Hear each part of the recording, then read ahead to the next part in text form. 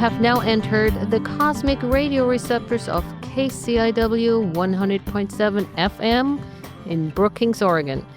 Thank you for tuning into this week's program. I'm Dr. Gigi, and my co-host is, as always, Jacques Kepner. How are you, Jackie?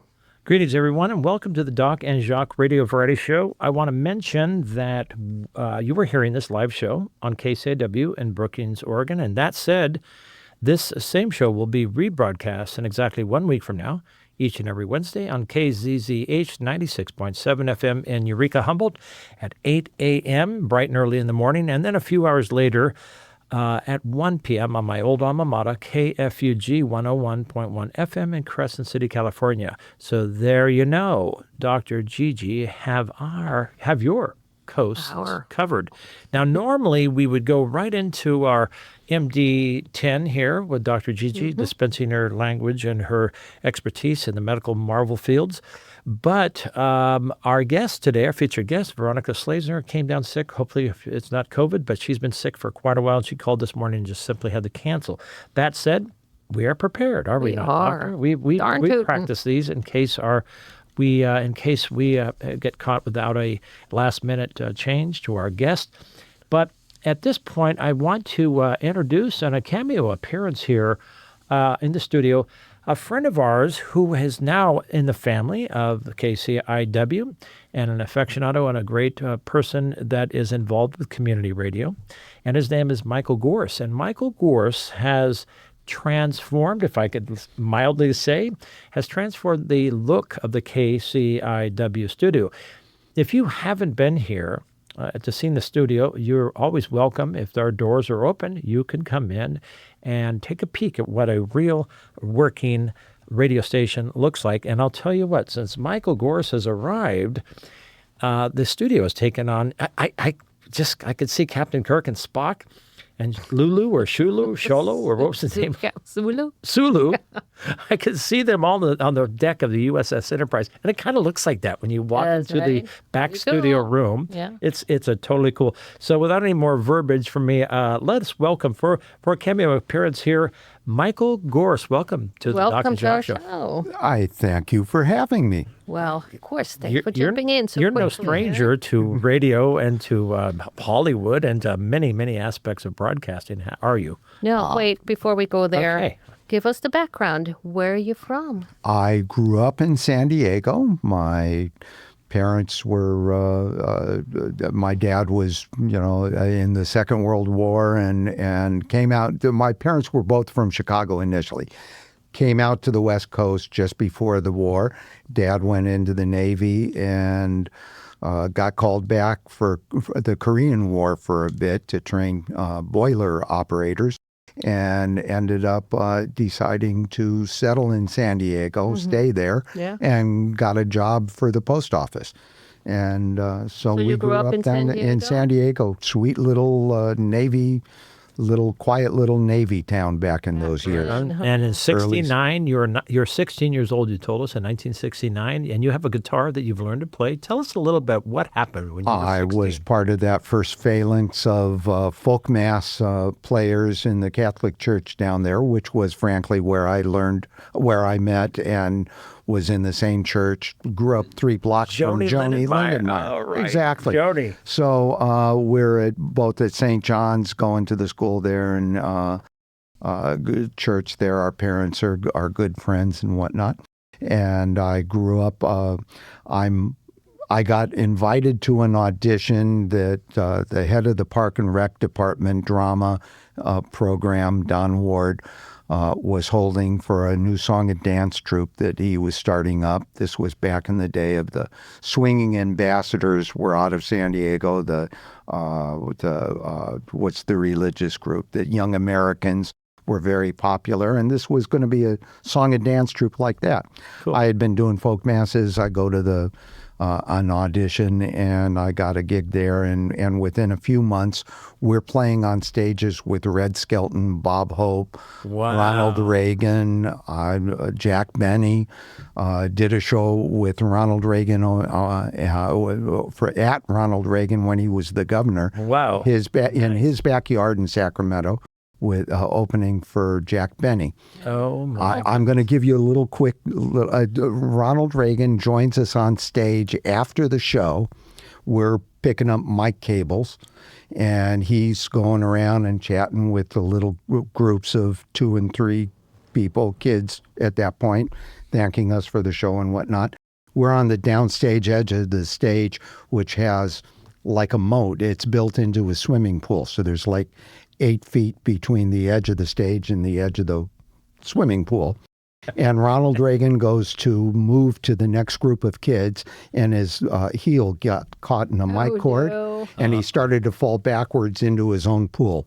Whoa. I reached out and grabbed him. Whoa. Good You were job. ever So blame me. You Blame saved me. the president. I saved You Ronald jumped out Reagan. in front of him and saved that president. Okay. And on that Wow. same day, I'm told we ate Cheerios in Ronald Reagan's basement with Jack Benny. So that was like, Wow, what a trip. What a that's great cool. story. where I got Good story. introduced into show business. Nice. Went on and worked for the Park and Rec department, and then San Diego Opera down there. Got my union card out of Local 122 of the IATSE, and went out on the road for a while.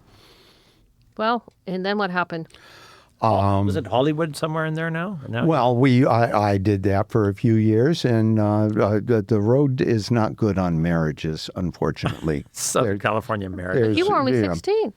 No, you're well, older by by now. this time, You're by older this by time, now. I'm about 10 years older, and my first marriage broke up. And on my last road show with the Lauren Bacall Woman of the Year, first Broadway tour, and I fell in love with a dancer who did the Adagio dance in the second act of the show. We settled in the Hollywood Hills, where I ran into the prop man from my first road show, and he said, "Hey, you want to? I'm doing. Let's make a deal. The final season with Let's Monty make Hall. it with Monty Hall. His Okay. last season." All right. And so he says, "You want me to? They're looking for a new guy. It's logistics. You want me to throw your name in the hat?" I said, "Sure." Oh, my goodness. Wow. I show up.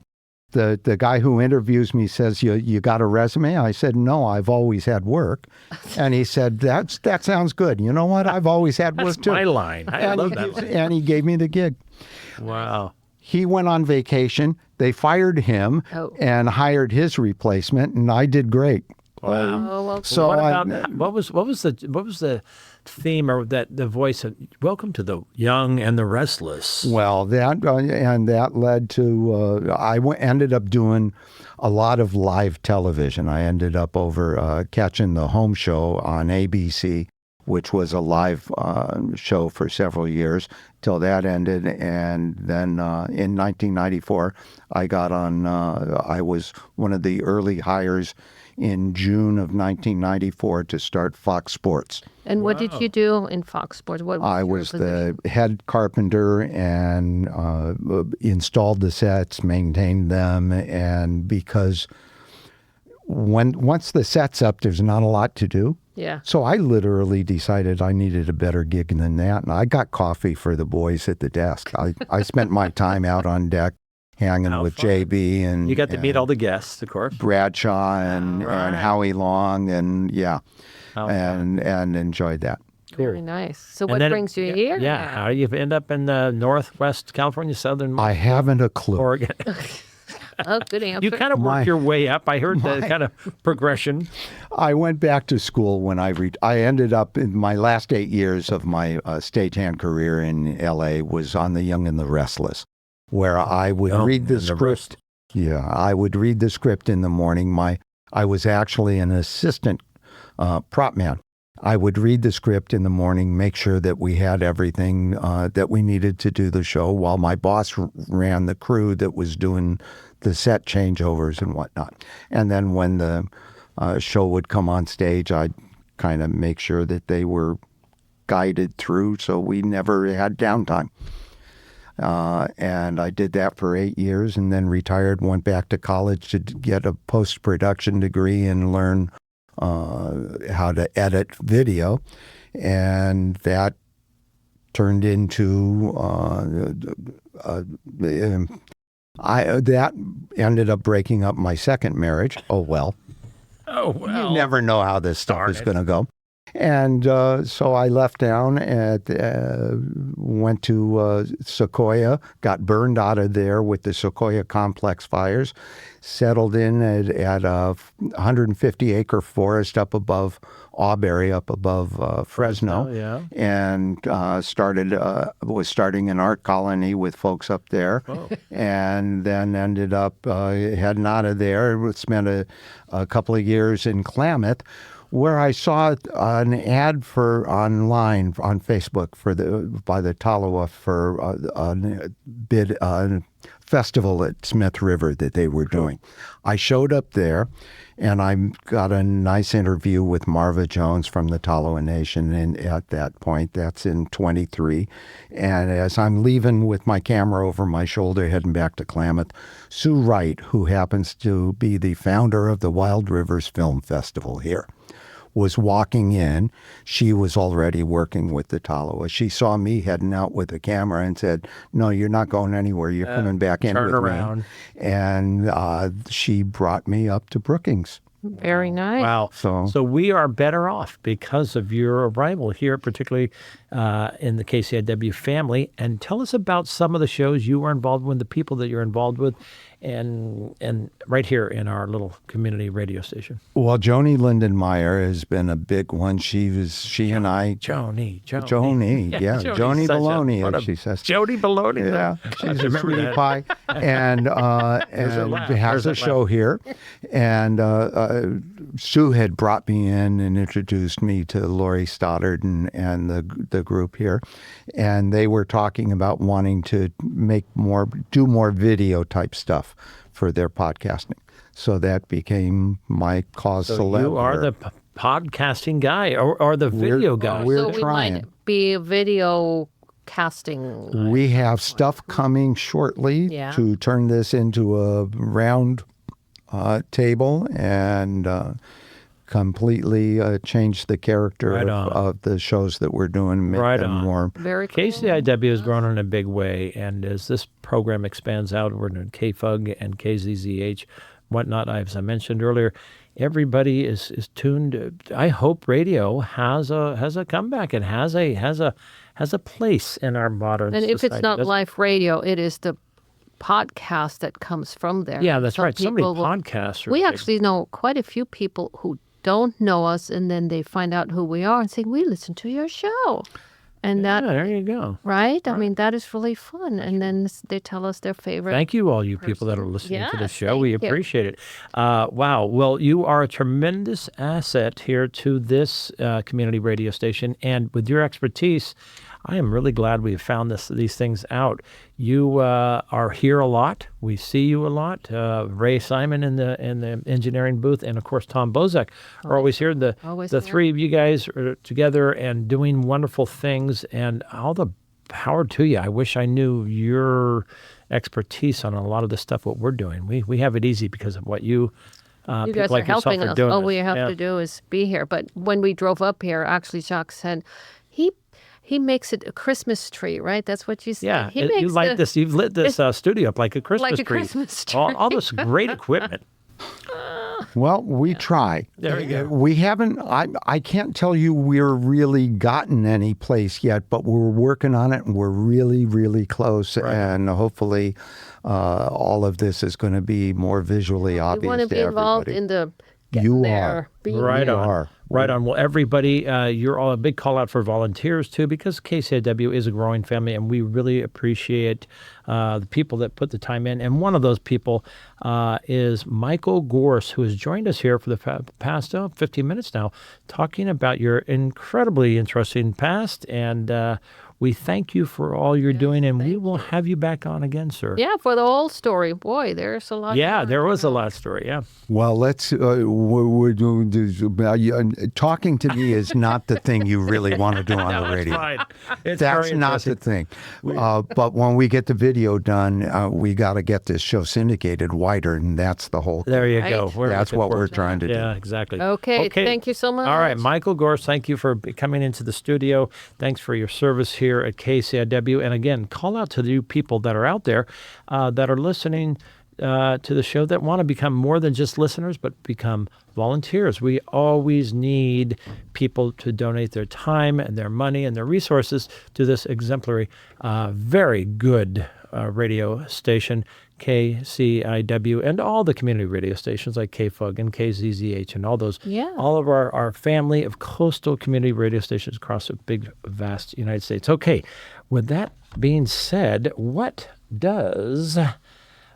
medical marvels does my brilliant bilingual German physician, patent-holding scientist, and professor have for us on this weekly extended segment of MDGG? Because we're going to talk about a lot of medical issues here.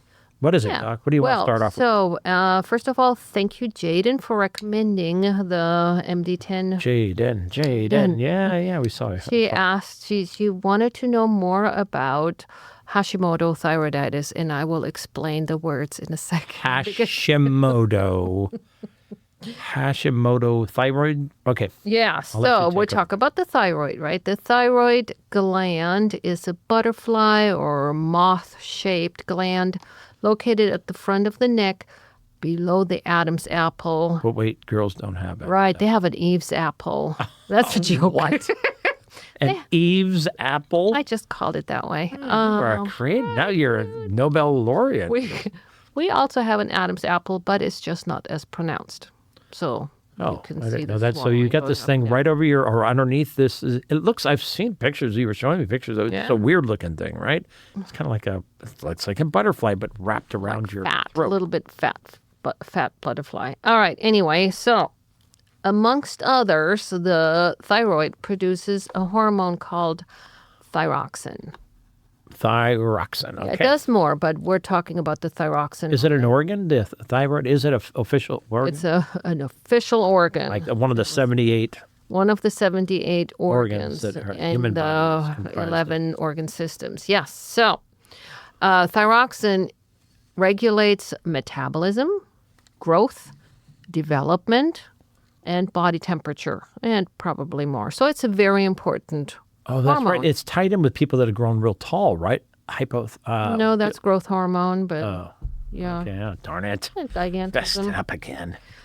An underactive thyroid gland produces too little thyroxine. Is that a hyper or hypo? Which is then called hypothyroidism. Okay. And an overactive thyroid gland produces too much of the thyroid hormone, and that is called hyperthyroidism. Okay. So Hashimoto's thyroiditis is actually a common disorder. Hashimoto is the Dr. Hashimoto what found the heck? it. Who is Hashimoto? He's a person who found that disease or discovered it or finally defined it. Yes. He defined it. That's a good one. Yeah. And thyroiditis, anything really in medical, most of the medical stuff that ends with itis is inflammation. So the thyroiditis is the inflammation of the thyroid. I have loveitis for you. An inflammation? Yeah, I'm inflamed. Love for you. Oh, inflammiditis. Flagellation. Conflagration, yes, okay. So Hashimoto's thyroiditis is somewhat common. Hashimoto's, the real Hashimoto disease, is an autoimmune disease, which means you make antibodies against your own body. Weird. If you make autoimmune antibodies against the thyroid, then you are trying to destroy, dismantle, poke holes in the thyroid. So this is not good. That's not good. That's what you can do with bacteria and other things that you want to fight, but probably not with thyroid. But it does happen. And there are two serological or blood tests out there that test. There are other signs and symptoms too, but there is a test for the Hashimoto thyroiditis because you want to see if there's an autoimmune disease involved. So you test for certain autoimmune antibodies. Okay, what is your personal thyroid experience? I'm sorry, just quickly. She's frowning at me now. I'm in the middle of my sentence. Okay.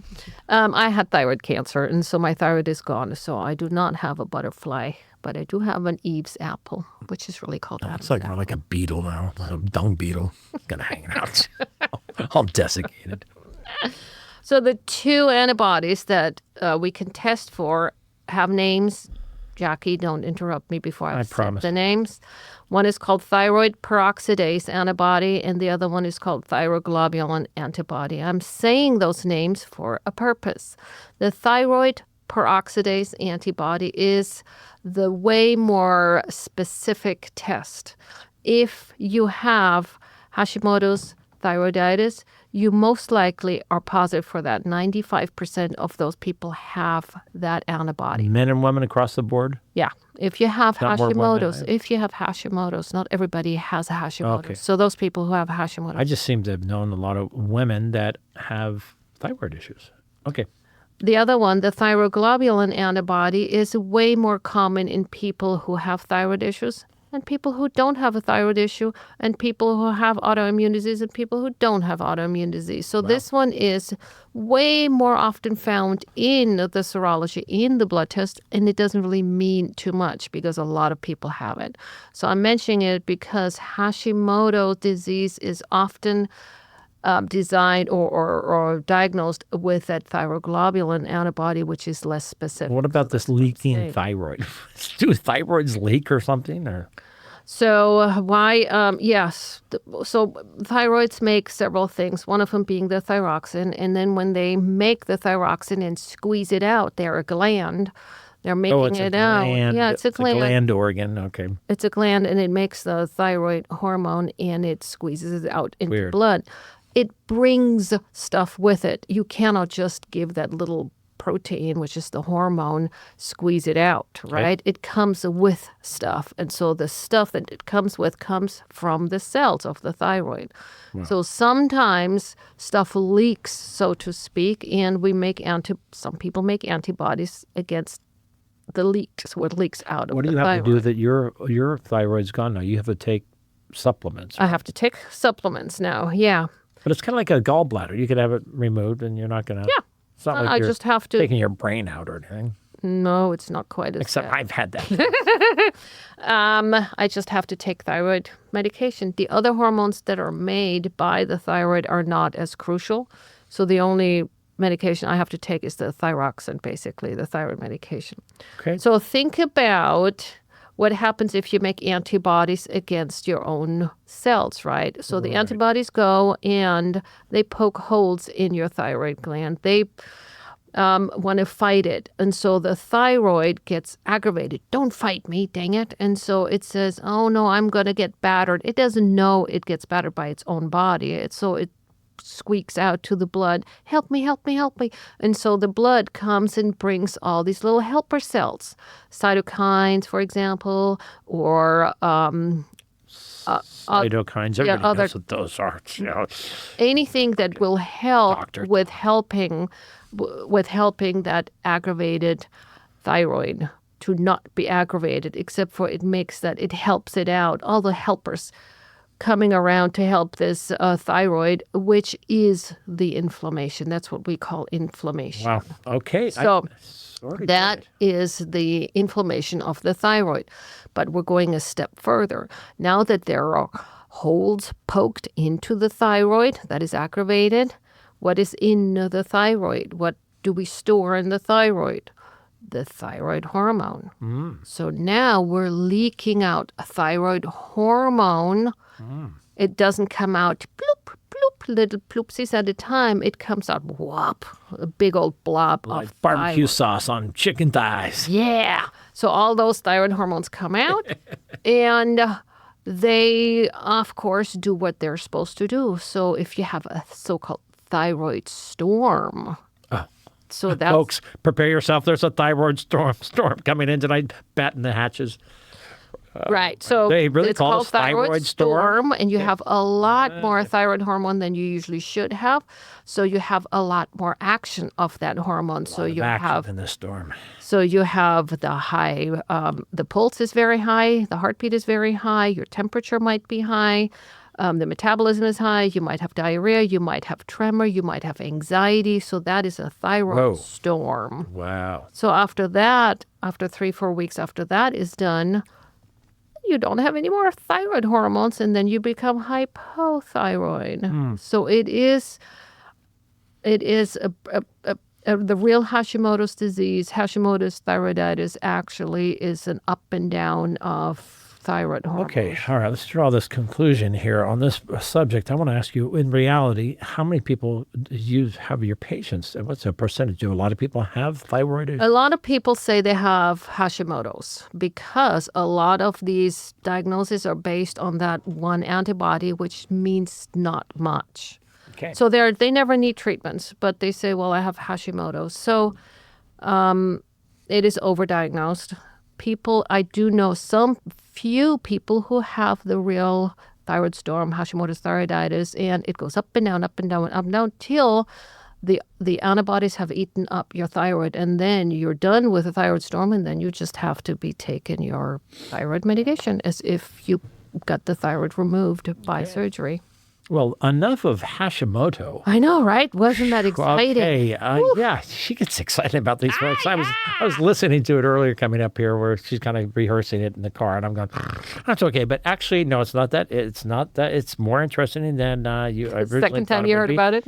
But what's next I really like, because when I met you 4 years ago, you were new doctor at the Sutter Coast Hospital in Crescent City, and I was one of your patients, and that's right. And I never forget, you gave me a love pill. I did? Yeah, that's what you told me. So I want to talk about placebo pills, or... You don't remember? I did? Oh, my God. She gave me a love pill, potion number 69. And I have always been interested in the psychology of placebo. And since we are kind of running this program today without our formal guest, other than Michael Gorse, who came in, we're going to cover a very interesting aspect. And that, for me, is the placebo effect. So, doctor, hit us off. Tell us a little bit, what is the placebo effect, and are there really... Yeah, so placebo is a very cool thing. The placebo actually is Latin, and it means I will please. Oh, bitte. Bitte in German is please, right? Bitte? Yeah, bitte means bitte. Please, one of the pleases. I'm learning yeah. German. Yeah. I am taking two different sources of German. I'm happy. Okay. Okay, so the placebo effect is actually defined as that a patient's symptoms improve after receiving an inert treatment or a fake treatment or a sugar pill type thing. It is considered a beneficial health outcome, and it results from a person's anticipation that the intervention or the sugar pill will work, the belief in the treatment, expectation, and really importantly, the context of how this placebo is given, like the medical setting. Wow. I mean, for me, it's just such a weird thing. It's a psychological thing, but also one thing needs to be remembered, that placebos are not thought of acting in the place of medication. So placebos don't lower, they're not thought of, or they're meant to lower cholesterol or shrink a tumor. They're meant to lower your pain perception. Interesting. Have less stress, or have less stress-related insomnia, or have less cancer treatment side effects. Okay, so it all goes back to a lot of this is psychological? Yes, am I super psychological. Right? Because what does every yoga say? Yoga says, if you just think the positive way, things positive will happen to you. If you think negative, be negative. And I'm not changing the subject. We are going to get right back to this, but you are tuned into the KCIW 100.7 FM in Brookings, Oregon. We wish to continue to thank major supporters of our community radio here at mid-show break. Dan and Phyllis Schmidt for your constant friendly support. The reimagined Crescent Harbor Art Gallery in Crescent City, anchored in the harbor right next to the boats. Our region's only bowling center, Tsunami Lanes on 101 in Midtown Crescent City. And finally, well, not finally, I'll have some more a little bit later. Dr. Gigi and I thank you so much. Where our major supporters are, all these wonderful people are, and they're helping this station produce its good vibes, its community radio station. Awesome. All right, back to placebo. I got to say, You think the good thoughts, people say the positive thought theory, but if you truly believe you're being helped, chances are you're being helped. Study after study shows this. Oh, yeah.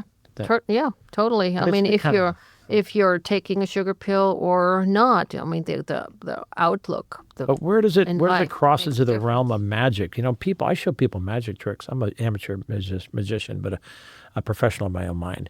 And I always love telling them how I do the trick. And I call them tricks because they're so amazed. And then when I tell them, they feel cheap and it's like, Yeah. you really fooled me. Is that how stupid you did? You had a fake spider up your arm the whole time? That kind of weird stuff. But so it really does work. Now, one thing I got to ask you right now is I told you I wasn't going to ask you. And that is there like placebo pills that doctors prescribe? Oh, she's being silent on me. No, I mean, no, you may not prescribe placebo pills. However, you do prescribe or you administer placebo treatments in clinical trials. And so the clinical trials, often the people who give the tablets or the injections or whatever, if it were sugar pills or saline solutions or whatever, they do not know if the patients that are in the trial or if the medication is the actual medication or the Just placebo, fake. the fake one. Yeah. So Cheap trick. right. So you may not do that anymore. In the past, you were able to do that. You cannot do that anymore. And actually, it only takes a couple people soon. I remember one thing when we've discussed this earlier at another point, another show, and that is it's pretty effective when they give you, the doctor comes in. It's just part of that whole thing. The doctor, okay, we're going to give you a pill that's just curing this disease. And the doctor would give you the pill. But it's even more so of a placebo effect that's very beneficial if they give you a shot. If you come in. Right. If you come in, yeah. we've got some experiment. Would you like to try Yeah, this new you experiment? may not give shots, certainly. But they have, right? Doctors In have- the past, yes, they have. Yeah, they have used that. And so the important thing is, why do we care about the placebo effect? Because it highlights the power of the mind-body connection. Wow. So that is Western cool. medicine, we might have to look a little bit deeper in the psychological healthcare part. I mean, so we all know that, if you're stressed and you have a short temper, maybe you would be a better friend or mother or father or daughter if you weren't so stressed, because the stress gives you a short temper, for example, or stress can give you a headache, right? We know without taking a placebo that if you take stress away, It affects you. it big will time. affect you big time. Exactly. They also said people in power, policemen, the presidents, the Pope, doctors, if they tell you something, people, I better listen to that. It's something. It Right. hits you psychologically. It goes Yeah. into your psyche deeper, and people react to that. So if you tell people, I've got some shot here that it's going to shrink, it wouldn't maybe want to shrink your tumor, but if they believe it, I mean, isn't that kind of a realm of miracles that could Well, so it's not the tumor that will be shrunk. It will be side effects from being on. So it will be making you feel better. It's the psychological feeling better, feeling less pain, feeling less anxious. So those are the things that the placebo will help with. Okay. Now, before we've got this is a great show. It's going by real fast. I got to say, one area that I do not get, and please make it clear to me, is we are going to switch from placebos to nocebo. Is that really, truly something? Yeah. So the nocebo effect is the opposite of the And it's placebo. like, I know SIBO? N-O. Oh, it's in. Nocebo. Bad. Okay. Bad. No, nocebo. I'm a chimp. I didn't get it. Nocebo. It didn't go in my brain. So the nocebo effect is the opposite, the negative expectations about a drug or a sugar pill or whatever. So I actually see that You see this a lot. I see that a lot, the nocebo effect. Okay, give an example. Yeah. So, for example, when people do not want to take a certain medication because of whatever reasons, they're not gung-ho saying, yeah, I want to try this. Those people by majority will come back and say, I had a weird something, side effect. So I looked it up on Google, and guess what? I have every single side effect. The Google doctors. So That's Google right. doctor Everybody's comes Google in doctoring themselves now. because, yeah, which is fine, but it takes away the possibility Okay, of so the if I drug look up, actually I'm helping sure you. of this, I'm sure I've got Morgellons disease or something like that, and I look it up, and I've got 10 symptoms, and I come in and tell you, Doc, I got 10 full symptoms. So I Right. think this is what I have because Yeah. the symptoms are this. What do you say at that point? You mean adverse effect? Yeah, how do you address Well, it? then I say, okay, well, we'll take a different drug. If you have those adverse effects, I'm not the judge to say this is a psychological I see. thing. I'm saying, okay, we'll switch the drug then because at least you tried. Right. Now, the big But thing darn it, I didn't usually want you to, is so I want more of the same drug. Maybe that's what I'm trying to get at. Who knows? an adverse effect usually. So let's say any drug has 10 adverse effects. Let's just say. Okay. Usually, if you do have an adverse effect, there's one thing, like metformin, many times causes diarrhea. It's a very high likelihood it would cause diarrhea. And so that's why you start slowly so it doesn't happen. But let's just say people say, I can't do it. My stomach hurts and I have diarrhea. Okay. Now, when people come back and say, you know what, I have diarrhea and I have this and I have that, and so they give me 10 things that happen to be the 10 that are listed when you look it up on Google or wherever, Right. then that really know. well, then it points to that they don't want to take the drug. And so their mind plays into them saying, you don't want to take it. And there is no need, or you can't give them that drug if you don't want to lower their life expect or their quality of life because now they have all these adverse effects because they have those effects, whatever causes it, right? They still have them. Cool. I mean, when you personally shared with me that when Ray Simon, our own engineer, he came to me and he said, "You got a pill that will make me like Jack?" So stupid. We really don't like him. Donna doesn't like him. But do you have a pill? We'll take it. And you say, yes, I do. It's the like Jacques pill. All right, let's enough, get you talking here. Tell Okay, me well- about the universe issue. Well, wait a minute. No. Talking about drugs and stuff, we got to talk about something else that I think is very important that I find very interesting. And I love this kind of show where we could discuss these on the air because your take on things are so unique. And that is, what's the latest in the opioid problems? Do you know? I mean, is it still?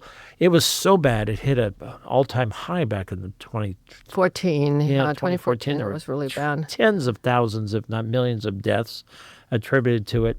And what is the latest in the opioid?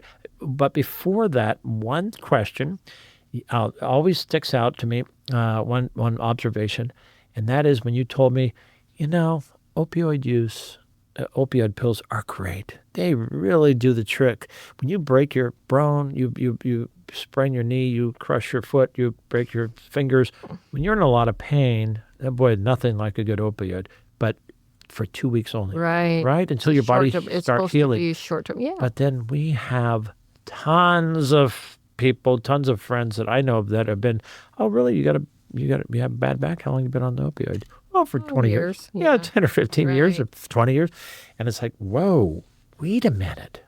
Wow, it's super, super addicting. Yes. So those people who have been on for 20 years, they came during the time maybe or a little before then, where it was marketed as not being addictive, and the super pill and everything is hunky-dory. And after that, the pharmaceutical lawsuits started because it was not true. So we have learned the adverse effects from the opioids too late. We have already had people on the opioids, so they were addicted. And I wanted to get into that in maybe a little bit in a different way, but because there's different kinds of addictions. And then it came too late, and we have already educated people wrongly. And new education is not what a lot of people would like. I don't want to relearn everything that I learned, thinking I was taught something wrong, right? So people are hesitant to change their thinking. Although you would think now we're a generation later on, we should not having those thoughts anymore. And we don't. But now we're giving, fentanyl pouches or something. Well, okay, now fentanyl, what is it? Fentanyl. That's a super weird new drug. But another thing about this placebo, pardon me, not placebo, but the opioid, is that withdrawing from, let's say you've been on it for 10 years. Right. Withdrawing from that drug is more painful than the original bone that broke it, right? I mean, you go through more pain withdrawing from it than you did from the pain of the original broken leg? Yeah, so possibly that is so. After a long time use, or even short term, that's the scary part, you can be physically addicted and mentally addicted, meaning the brain will want that opioid, and if you don't get it, you have the withdrawal symptoms, the bodily withdrawal symptoms. After a long time use, what you can also actually have is the hypersensitivity to pain. So if you're on it, the brain receptors respond wrongly now, and you are way more sensitive to pain than you were before. So really, it doesn't do what it's supposed to do anymore. Wow, it's called opioid-induced hyperalgesia. Oh, man, a double-edged sword. Yes. Right? You're because the opioids also have other adverse effects, obviously, right? You get sedation. The good part is it lessens your pain. You get, usually you have constipation. And dying, obviously, is the worst adverse effect.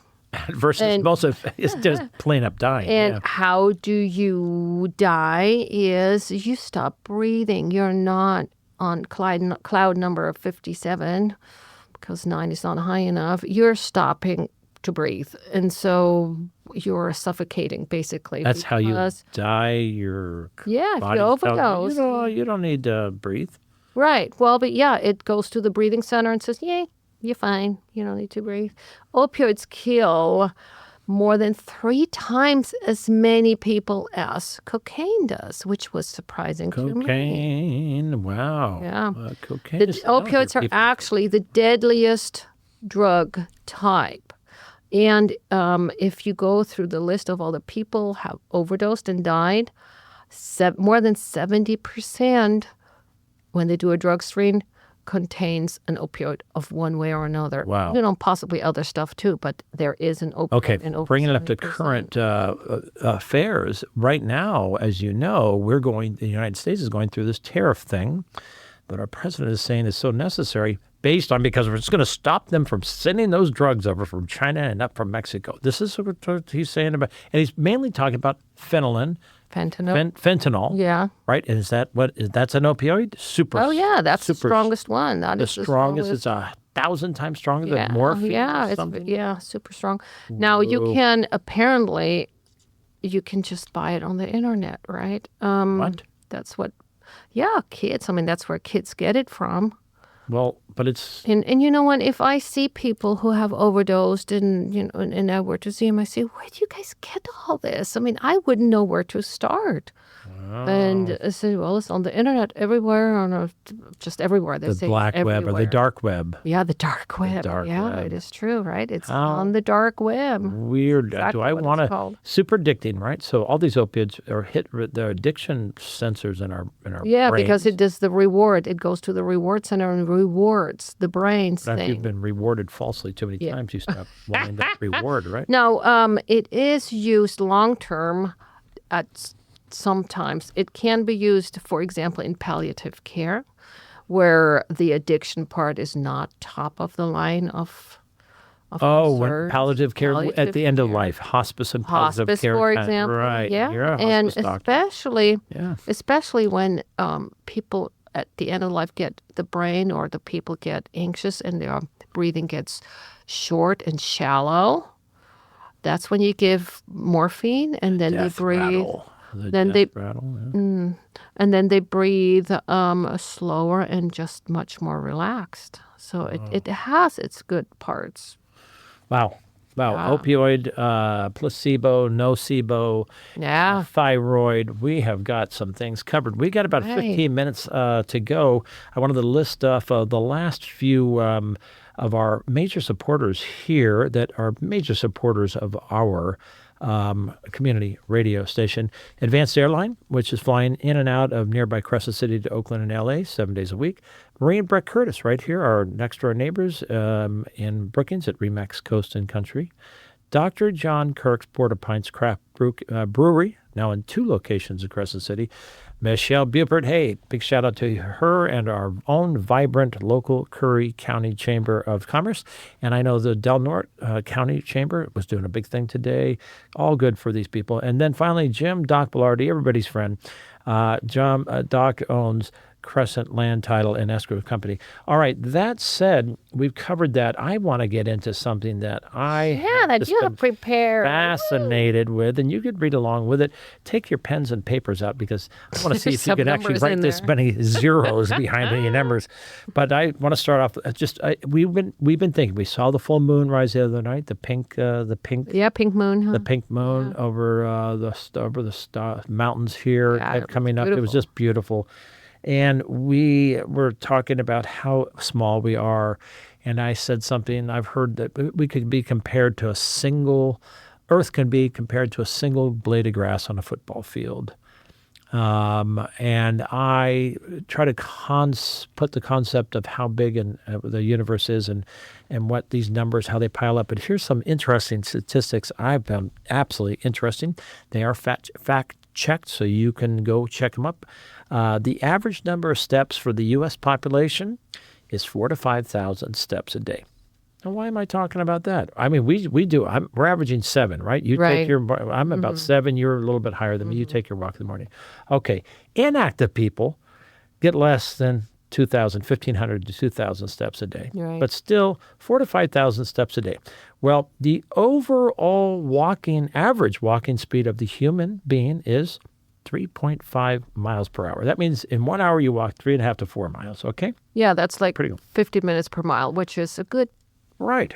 Okay. steady walk. Well, that's if you walked up the average of 70 miles per year, you're averaging 1.5 million steps in that year. 1.5 million is about 70. That equates to about 70 miles per year. So you're walking about, the average American walks about 70. A lot more, but With the 5,000 steps, right? Yeah, So with that the gives 5,000, about right. 70 miles. okay, per now year. get this. Now, Yeah. the distance between the moon and the Earth, we know the moon's right there. We saw how big it was. and Right, I could right reach out and touch it almost. If we walked the distance between the moon and the Earth and back again, or back and forth, is 477,710 miles, Yeah. or it would take us 1.9 billion steps to That do. is 1.9 million, right? That's a billion. I don't know that. Yeah, well, I I'm got telling my you. degree in English, not math. All right, so if we wanted to walk to the moon and back, Yeah. that would take us 7,000 years to do that walk. Hey, you want to take a Wow. walk this morning? We get old Let's then. take 7,000. That's more than recorded history of mankind. All right. Wow. Now, let's talk about something that travels a little bit faster. Okay, remember, we walk 3.5 miles in 1 hour. Right. But tell us, doctor, how fast does light travel? The light travels at 186,000 miles Per year. per second. Per second. Wait a minute. Light travels at 186,000 miles per second. Oh, So my goodness. How many seconds? That can't be. That's unbelievable. Okay, that's Oh, that's the all right. speed of light. Okay. All right, so in 1 year, well, I can't even read the number. In 1 year, light travels about 5 Trillion. quadrillion. No, that's quadrillion. 880 sextillions, 00 billion millions and thousands of miles. Yeah. And it's just so hard to imagine these numbers, right? And it's so hard to even imagine the number million. And it's even harder for a billion. You know, when I grew up, everybody aspired to be a millionaire, right? I want to be a millionaire. But today, that goal is to become a... Influencer. No. No, a billionaire. Darn it, you're getting ahead of me. Well, that too. A billionaire. I think currently there's only 3,000 billionaires on Earth, but that is growing exponentially as we speak. Do you know how long it would take for you, doctor, to become a billionaire? How long? Well, let's say that you are trying to save $1 billion. Okay. And you were able to save your money at a rate of every day, $100 goes in the bank every single day. Wow. 7 days a week. Boom. Yeah. 365 days a year. $100 a day. Well, 1 billion divided by $100 saved per day equals 10 million days. It would take you 10 million days. And 10 million days divided by 365 days per year, we'd become a billionaire in 28,000 years. You'd finally become a billionaire. Why I'm reading these is it's crazy how big these numbers are. Right. All right, now let's take a look at the universe. One of my favorite subjects, right? We talk about how how is it the smallest, how small we are. Infinitesimal. Think how small our brain is compared to our body, all right? Well, just think how small we are. The number of grains of sand, right here at Brookings, you go out and grab up some teaspoon, get a tablespoon of sand, and depending on the grains of the sand, they're small here. Tiny. Well, The rough estimate is that there are between 50 and 100,000 grains of sand in one tablespoon. I'm going to say tablespoon. I still think those are tiny, tiny little sandies. Well, we have small sand here. Yeah. I got a bunch in my ear right now. When I'm like, I'm ganging my head here. Okay, if that's the case, American astronomer Carl Sagan was the one that started it all. Yeah. And he said there are more stars in our universe than there are grains of sand on all the beaches and the rivers, miles deep, than there's more of these planets in our universe, stars, than there are grains of sand. And you know what? I think it's a bunch of hoo-wash. It can't be. That is such a huge, huge number. But guess what? Scientists are now saying they agree with them. Here's a couple more stats. The observable universe between myself and Ray, for instance, right there. In the observable universe, it spans, oh God, here we go, light years, 7 trillion. Okay, that one you might want to. Yeah? Yeah, I got a different It spans number. at least, it spans But it's a lot. 7 trillion light years in diameter, what we know. And in the known universe, there are an estimated to be, wait a minute, 20 sextillion planets? That's a 20 with 21 zeros behind it. That's how many planets they are saying, theorizing, estimating to be in the universe as we know it. And there's 200 up to 2 trillion galaxies that we think might be out there. It just keeps going on and on and on. Yeah, so what is a galaxy? Well, I'm not going to say. Because guess what? Our galaxy, the Milky Way galaxy, is considered one of the biggest that we know of. It's a big universe. Do we know anything else but our galaxy? Well, our own Milky Way galaxy is a massive collection of stars, and it's gas, and it's dust, and other matter that are held together by what? Ray Simon. By gravitational pull. And it is one of the largest galaxies in our local group. So the Milky Way stretches from some... It's 100. Just our galaxy is 100,000 light years across. I think we can only see one other galaxy, right? Andromeda or something. No. So one that is double. That's the only one that is visible. One other. We looked it up, right? And the Milky Way is our galaxy. This stuff just blows my mind. It shows you how small we are.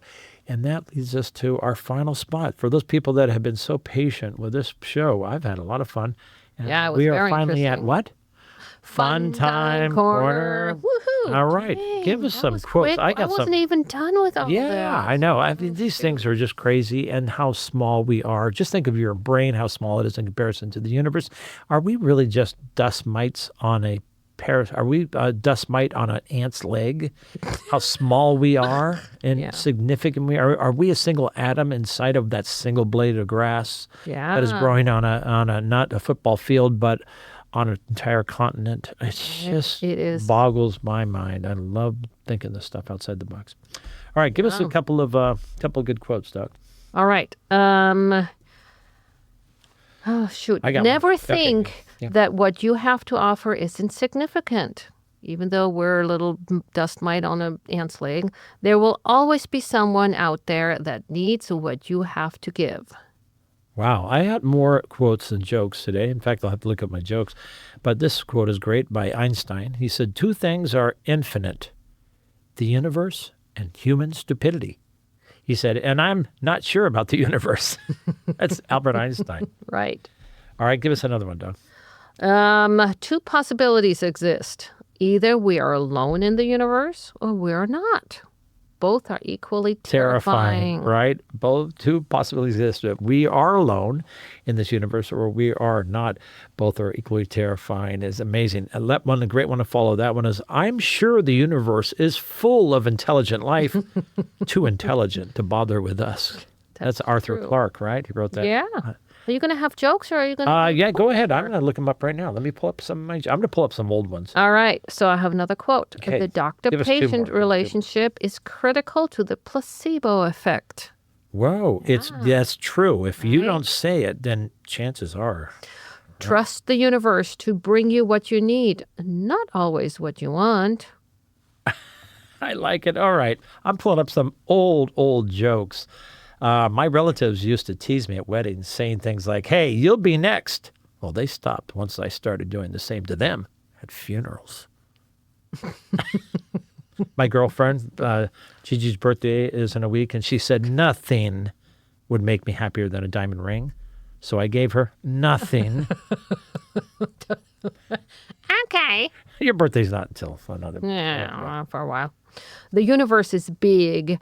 It's vast and complicated and ridiculous. And sometimes, very rarely, impossible things just happen and we call them miracles. And that's the theory. Wow. That is by Stephen Moffat. Read that next one about Carl Sagan again. The universe is a pretty big place. If it's just us, seems like an awful waste of space.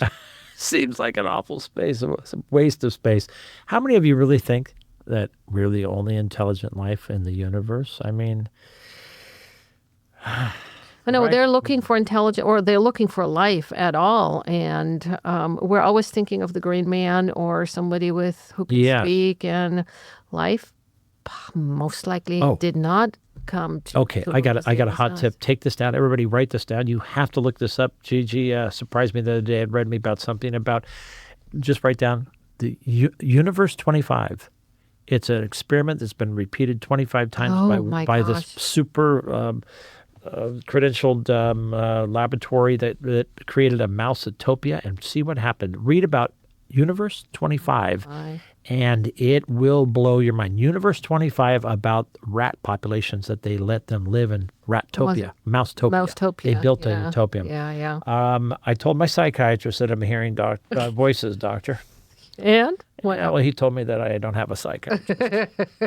I've said that one a bunch. That one is funny. The universe is always conspiring to help us if we only trust its wisdom. You know why cigarettes are so good for the environment? Because they kill people. Oh my gosh. You're pretty bad. I asked the universe. Go ahead. Yeah. The universe is a pretty big place. If it's just us, wait. I just read that. Yeah, you just read that. Yeah. Okay. Sorry. How about this one? Dr. Gigi asked me. I asked her. I said, "Aren't you wearing your ring on the wrong finger, honey?" And she said, "Mm-hmm, because I'm with the wrong man." Are we about ready? To get out? Sign out? Yeah. No, pretty soon. Admittedly, man is small. Oh yeah, we are. I should.